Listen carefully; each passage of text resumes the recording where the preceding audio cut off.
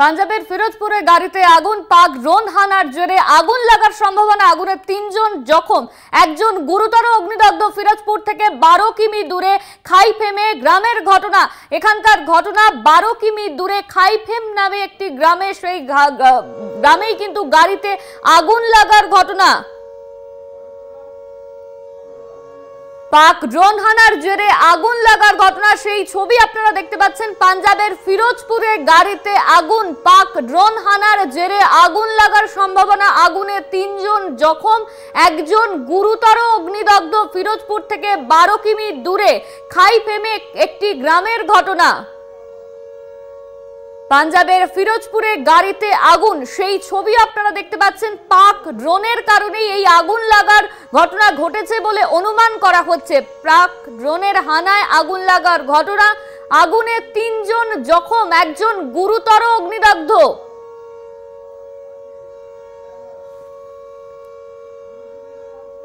এই নিয়ে আমরা সরাসরি কথা বলবো। আমাদের সঙ্গে নিউজ রুম থেকে রয়েছেন আমাদের প্রতিনিধি অরিত্র ঘোষ। অরিত্র, যে ছবি আমরা দেখতে পাচ্ছি পাঞ্জাবের ফিরোজপুরে গাড়িতে আগুন, পাক ড্রোনের হানার জেরে এই আগুন লাগার ঘটনা, এই ঘটনা ইতিমধ্যেই ৩ জন আহত হয়েছে এবং একজন জখম হয়েছে, কি জানতে পারছো?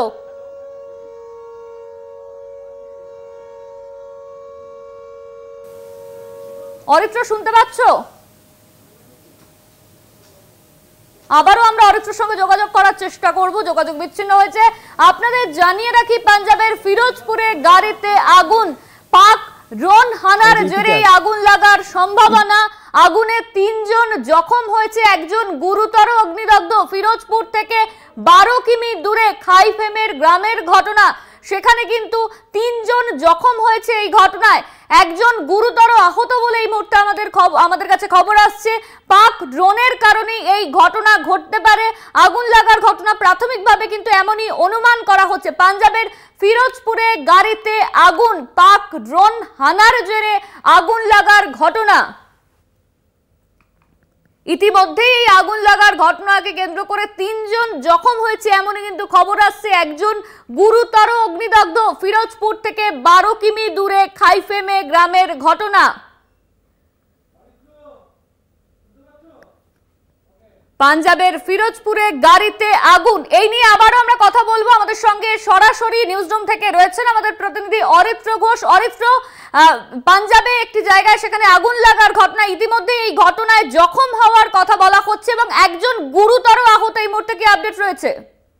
দেখো, পাঞ্জাবের ফিরোজপুর এলাকায় এই পাক ড্রোন হামলার ঘটনা এবং সেই ঘটনার জেরে কিন্তু আগুন লাগার মতো পরিস্থিতি সৃষ্টি হয়েছে এবং একই সাথে ফিরোজপুর থেকে ১২ কিলোমিটার দূরে যে ঘটনার খবর এই মুহূর্তে পাওয়া যাচ্ছে, যে পাকিস্তানের ড্রোন হামলায় একই পরিবারের বেশ কিছুজন আহত হয়েছে, যেটা আমরা এই মুহূর্তে পুলিশ সূত্রে জানতে পারছি।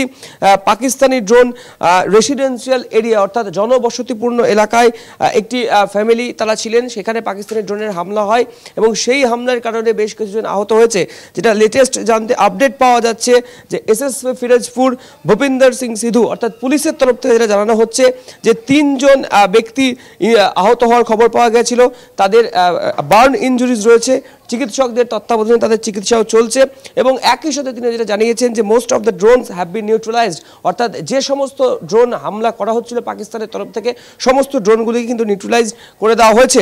এবং সেখানকার চিকিৎসক তিনি যেটা জানাচ্ছেন যে এই ড্রোন এবং বম হামলার জেরে যে ৩ জন মানুষ যারা আহত হয়েছেন তাদেরকে হাসপাতালে নিয়ে আসা হয়েছে এবং সকলেই কিন্তু ক্রিটিক্যাল কন্ডিশনের মধ্যে রয়েছেন এবং বিশেষ করে একজন মহিলা যিনি এই পাকিস্তানের ড্রোন হামলার ফলে আহত হয়েছেন, তার অবস্থা অত্যন্ত আশঙ্কাজনক এবং চিকিৎসকদের তত্ত্বাবধানে তার চিকিৎসা করা হচ্ছে এবং বেশিরভাগগুলি আগুনে পুড়ে যাওয়ার মতো ক্ষতের ঘটনা। দেখো, ইতিমধ্যেই আজ সন্ধ্যের পর থেকে পাকিস্তান কিন্তু যে সংঘর্ষ বিরতি, সেই সংঘর্ষ বিরতি লঙ্ঘন করে এবং দফায় দফায় তারা ফের ভারতের বিরুদ্ধে হামলা বা প্রত্যাঘাত করতে শুরু করে। যদিও এখনো পর্যন্ত ভারতীয় সেনার তরফে যেটা জানা যাচ্ছে যে সমস্ত ড্রোনকে নিউট্রালাইজ করে দেওয়া হয়েছে, অর্থাৎ ধ্বংস করে দেওয়া হয়েছে। কিন্তু এর মধ্যেও খুব উদ্বেগের যে খবরটি, পাঞ্জাবের ফিরোজপুরের এই যে জনবসতিপূর্ণ এলাকা, সেই এলাকাতে কিন্তু ৩ জনের আহত হওয়ার খবর পাওয়া যাচ্ছে এই পাকিস্তানের ড্রোন হামলার ফলে।